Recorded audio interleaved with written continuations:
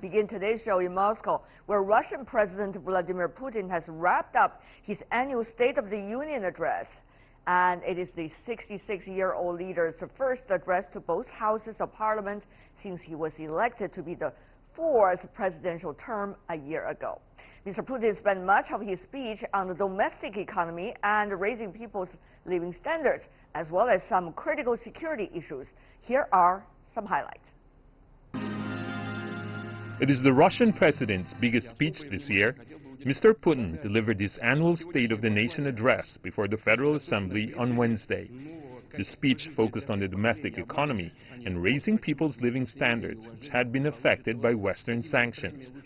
The president vowed to invest colossal resources on Russia's development and promised Russians better conditions within this year. Economic restrictions cost the country's economy more than $6 billion in 2018, while the EU played the biggest role in clamping down on growth. Meanwhile, real income in Russia has fallen for a fifth year in a row, leaving many families struggling to buy the most basic goods. Besides the economic challenges, the country is also struggling with complicated security problems in the past year. Mr. Putin said in his speech that Russia will develop its defense capabilities and take reciprocal measures if the United States deploys missiles. We're not interested in confrontation, and we do not want it, let alone confrontation with such a global power like the United States of America. Earlier this month, the president has said Russia would mirror U.S. policy by suspending its own obligations and quitting the 1987 Intermediate Range Nuclear Forces Treaty, an announcement Mr. Trump made in October. Mr. Putin's Middle East policy has made Russia a power broker in the region, with military progress in Syria. Russia, Turkey and Iran are guarantors of a ceasefire deal in Syria since 2016. They intend to strengthen cooperation to help the Syrian government and its armed forces, while the U.S. is withdrawing its troops from the country. This year marks the 70th anniversary of diplomatic ties between China and Russia. In his address, Mr. Putin said Russia would work on strengthening the synergy of the Eurasian Economic Union with the Belt and Road Initiative.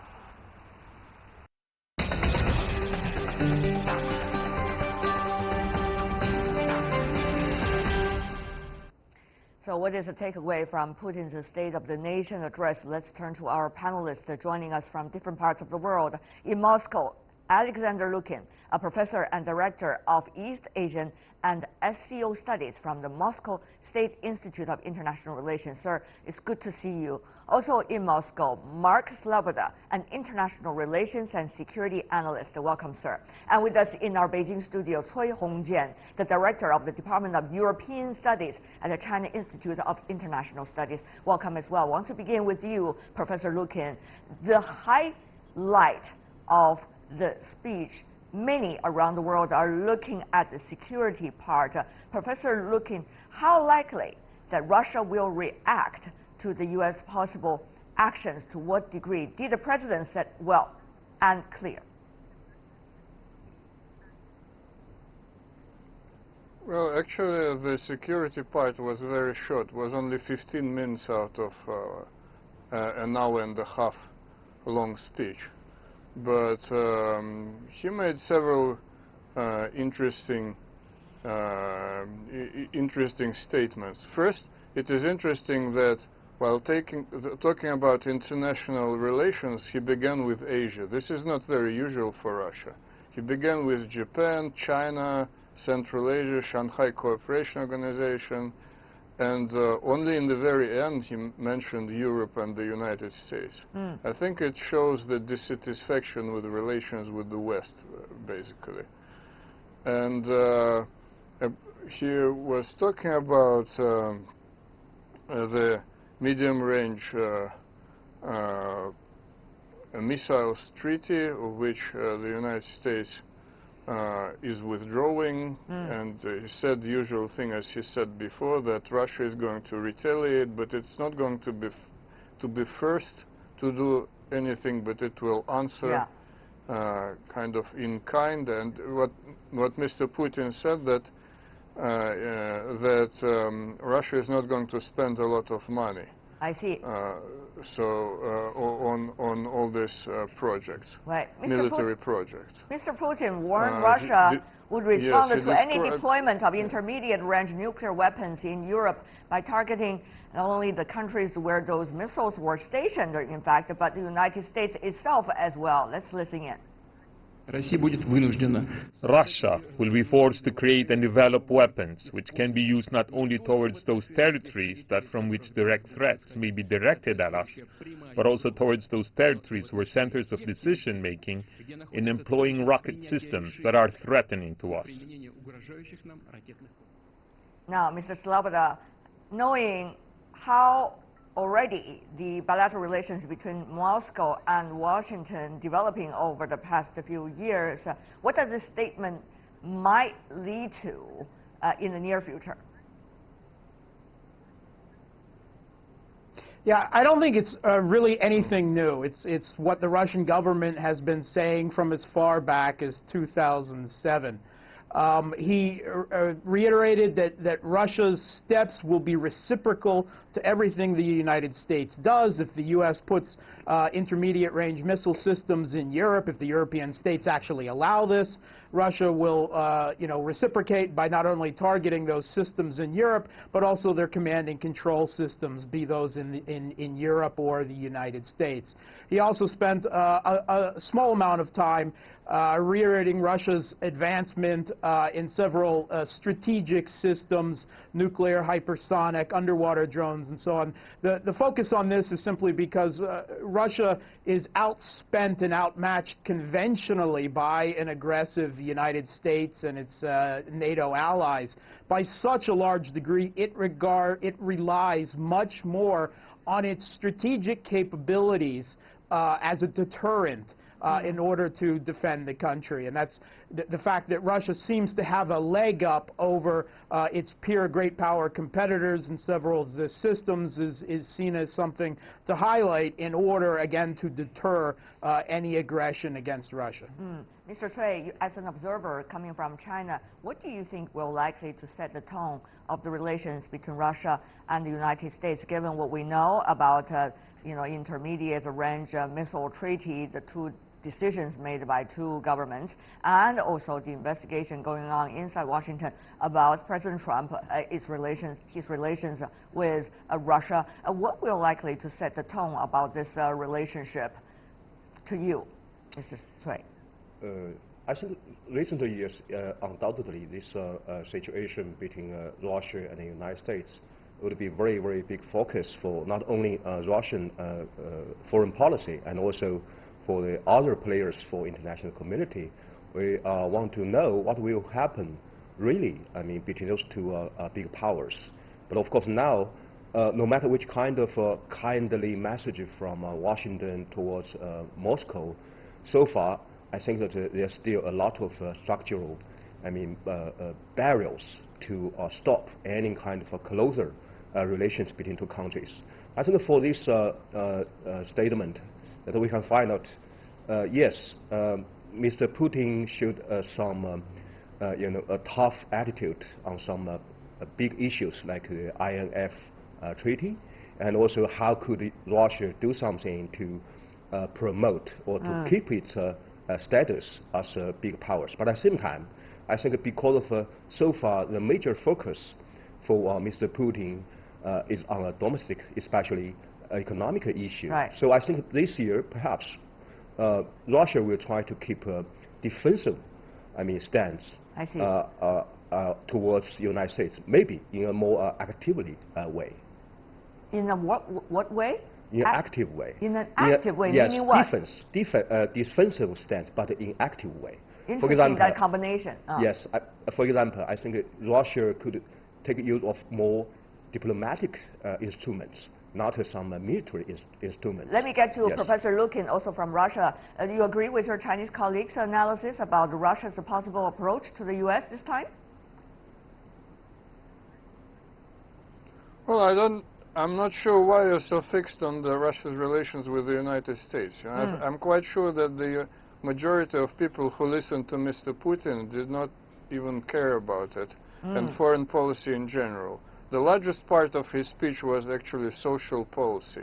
And this was interesting because he pledged to support families, you know, right. Before we get there, Professor Pensions. Lukin, I'm sure we have proportions of our discussion that will cover those areas, but we don't want to switch away from some important talking points, no matter how small a paragraph is it in the speech, but still significant given what we know about history and the current reality.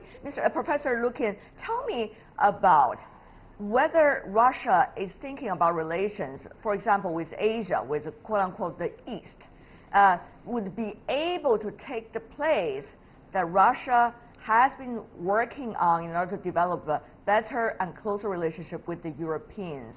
Will that be able to help Russia and support Russia's agenda for years to come, whether it's economic or geopolitics? Professor Lukin. As I said, the fact that you spoke first about Asia first and in greater detail shows that Russia is really turning to Asia. President Putin spoke about One Belt, One Road initiative and the forum where he's going to go very soon in April. The second forum of One Belt, One Road and Russian-Chinese relations. He spoke about relations with Japan, which are also not bad, and he said that Russia will try to solve differences with Japan and make an effort to sign a peace treaty. He spoke about Shanghai Cooperation Organization. As for the he mentioned Europe in the end, but he said something like that we hope that Europe is going to somehow make our relations normal again. But if they don't want, we cannot. If they don't want to do it, what can we do? And the United States was mentioned the last, and you know, it's not an important issue in Russia because our trade is not significant. I see. Well, they are trying to kind of, you know, withdraw from most treaties that we had before, but what Russia can do? When Mr. Putin said what we can do, if they're withdrawing from the arms treaties, we are going to somehow take appropriate measures, but not necessarily absolutely similar measures. Okay, but Mr. Sloboda. But just develop weapons which would be enough for our defense. Okay, Mr. Sloboda. Obviously, Russia has been keeping all possibilities open by doing diplomacy proactively, as Professor Lukin mentioned over the past few years, particularly. But as you may know, when the relations with the United States went further sour, some of the countries that closely work with the United States, like the country's allies, for example, around the world, might also have a very different attitude toward Russia as a result. Whether that matters or not, that's an issue that we can debate other time. But what about for Russia's efforts trying to have a overall approach to the other parts of the world? Will that really work? For example, recently we have heard about the cancel of trips and interactions between Russia and Israel, just to mention an example. So, Mr. Sloboda, to what extent Russia will be able to break, in a way, this U.S.-related block toward Russia? Yeah, I mean, Russia's diplomacy is really an essential and very characteristic part of Russian foreign policy, and we've seen that most remarkably in the last year or two in the Middle East, where suddenly Middle East countries from regular United States allies, partner countries like Saudi Arabia, Turkey, UAE, and others are turning to Russia. First, for the resolvement of crises, particularly Syria, but others in the Middle East, and for the maintenance of international oil prices. But also when you have U.S. military partner countries like Turkey and NATO and Saudi Arabia, which buys enormous amounts of U.S. arms, turning to Russia to buy advanced air defense system S-400s and others, that marks a shift. That signals that Russia Russia's foreign policy is back in the Middle East in a big way. And I think this is echoed with Russia's newfound focus on Asia, prioritized over Europe, and not to exclude Africa, its outreach to Venezuela, in South America, its support for the government, which is under siege by the U.S. there, and even business contacts in Southeast Asia. However, when it comes to the United States and Europe, Russia places the primary fault for the deterioration of these relations on the United States and its client states in Europe. And it specifically said that it has made every effort to resolve these diplomatically, and the initiative is now on the United States. Putin very specifically said, if there is a knock on the door, we will answer it. We will open the peace. But now the ball is in the U.S. court. If the U.S. wants to improve relations, that's fine. We're open to that. If they want to continue down this road, then we can play that game as well. I see. And that's really where Russia is I think, fed up with the United States and with relations with the West in general, and is well beyond exploring its other options. Okay, Mr. Cui, now, the world is changing fast. We are saying it every day, and it's just so true, ever. So one of the things is you have so many moving factors going on all at the same time. Nobody knows where eventually how these moving factors eventually going to work against the for and toward together with one another. Nobody knows, but certainly China and the United States are in a stage of intense trade negotiations, apparently trade negotiations, probably more than that. And now Russia-US, as you can see, is changing really fast. Europe is in the process of making its choices. Meanwhile, you see hotspot issues also have a big impact on how different factors of the world are working for, toward, and against each other. So it's a general picture. So Mr. Cui, to what extent are you looking at Russia as a Chinese scholar? And how much will that impact on China's judgment about what approach, to what degree to take? I think so far still, I think Russia still, I mean, a very big, with a bigger potential, and I mean, as major powers in the world.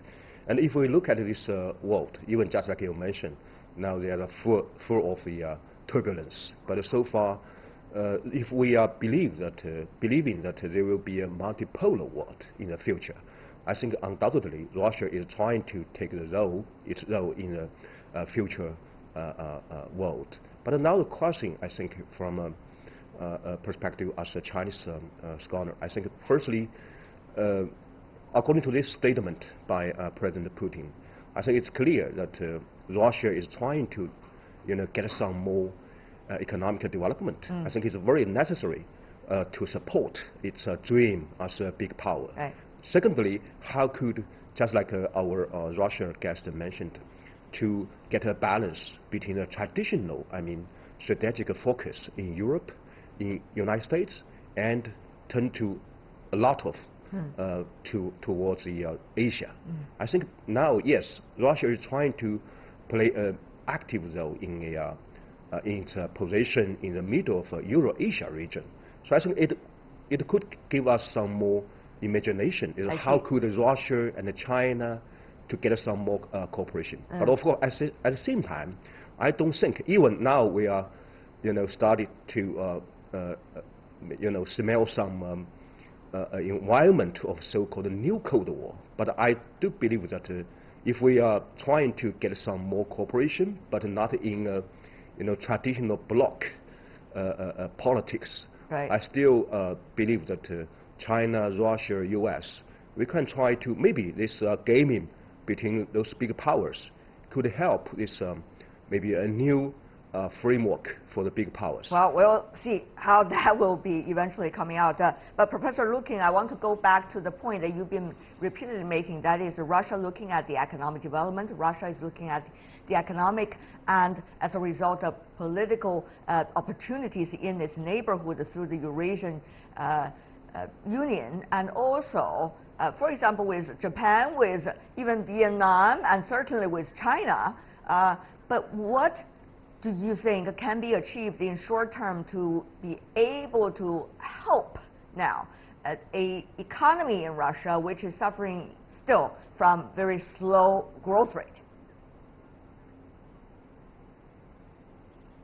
Well, Mr. Putin and the government are now very eager to promote so-called government projects, which are kind of big investment programs in various areas of to support various industries or even education or science and technology. And the government is trying to use a lot of money which they are trying to save by raising taxes, by the way, and also by the reform, the pension reform they raised recently, the retirement age from 60 to 65 years, to invest the government funds into the economy. Well, I'm not sure if it's going to work or not. Let's wait and see. But if it works, according to President Putin, we can expect growth by the year, well, in 2 or 3 years, a growth which would be higher than the medium growth of the kind of the world, of the entire world. So that would be at least like 4 or 5%. When Russia had such growth when Putin just came to power in the first decade of this century, but then it went down. So that's are the hopes of the government. Mr. Sloboda, of course, it is the economy. We all understand that slogan.